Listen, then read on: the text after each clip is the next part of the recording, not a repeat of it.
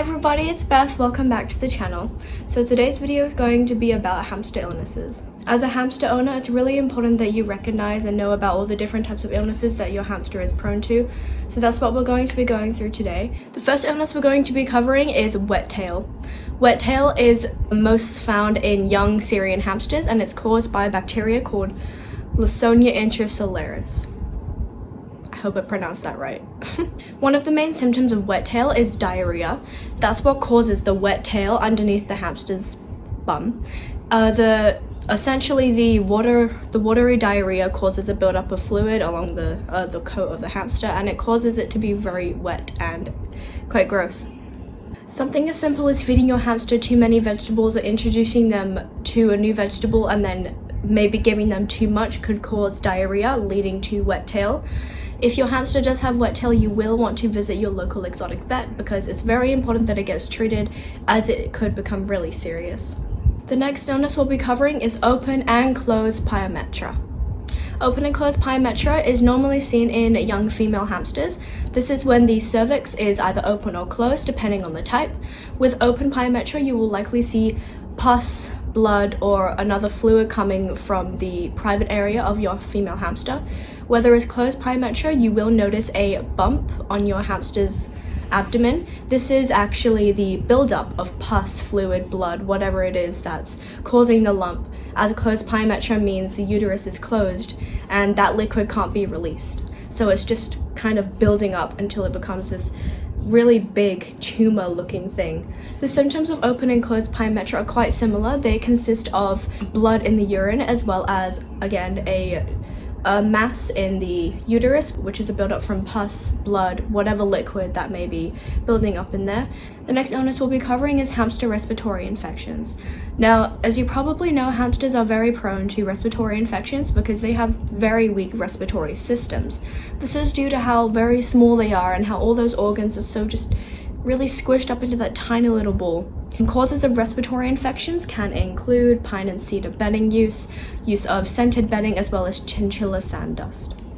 Symptoms of a hamster respiratory infection can include labored breathing, clicking in the breathing, being very lethargic, as well as not drinking enough water. If you do suspect your hamster has a respiratory infection, I highly recommend you go see a local exotic vet before it escalates. The next illness we'll be covering is conjunctive heart failure. Conjunctive heart failure is mostly seen in elderly hamsters for obvious reasons, and symptoms can include rapid breathing, labored breathing, as well as fatigue. There's not much you can do about conjunctive heart failure, as it's pretty common in elderly hamsters. It basically just means their heart is slowing down, and all you can do is make sure they're comfortable and just give them lots of love. The next illness we'll be covering is not really an illness, but more of something that they contract, which is mites. Now, hamsters will contract mites, as most animals with fur will. This isn't something you can prevent, but it is something that we can treat. Symptoms of mites include itchy and scaly skin, as well as if your hamster has hair loss, it most likely could indicate mites. If your hamster is itching a lot, if you suspect they may have mites, you should see a local exotic vet, as they will prescribe I'm guessing it's some sort of liquid that you put onto their fur, safe of course, that will essentially get rid of the mites, as well as take a skin scraping just to determine what kind of mites they have. The final illness we'll be covering today is urinary tract infections. Now, this is not an illness you would expect hamsters to get, but it is possible.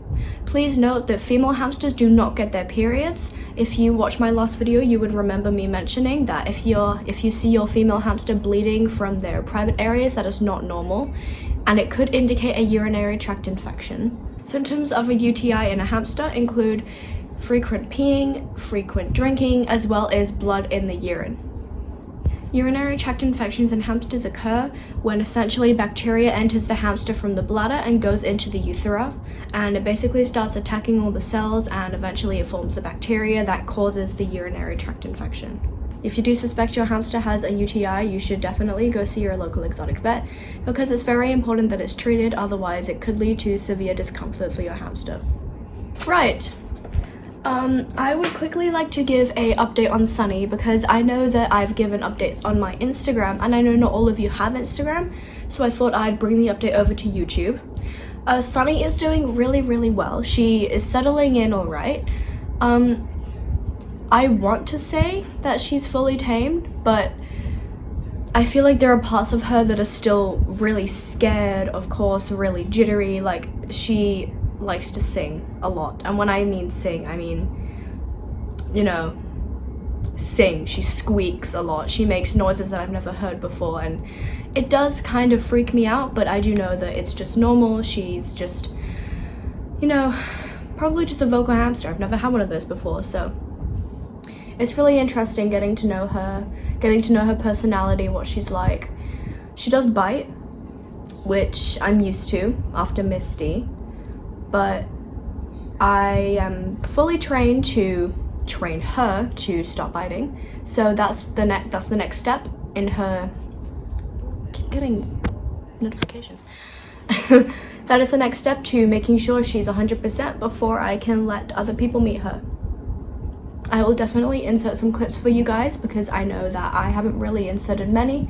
I was going to do a taming video, but I realized I didn't really have enough suitable content for that. So that is where last week's video was from. So yeah, I hope you guys enjoyed today's video. Next week will be a lot more interesting. I have really big plans for next week, so I am very excited for that, and I will see you guys next Tuesday. Okay, so ignore my hideous breakout, but I would like to show you guys my new Halloween decorations because I think they're adorable and no one else seems to be appreciating them as much as I do. So I'll fix them up and then I can show you guys. They're so cute. Look how cute these are. I'm doing close up because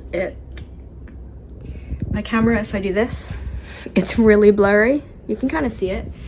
But we've got a ghost, a star, pumpkin, and then 2 bats at the very end. And the 2 stars. I think it's so cute. And also, I got these for Latte's cage.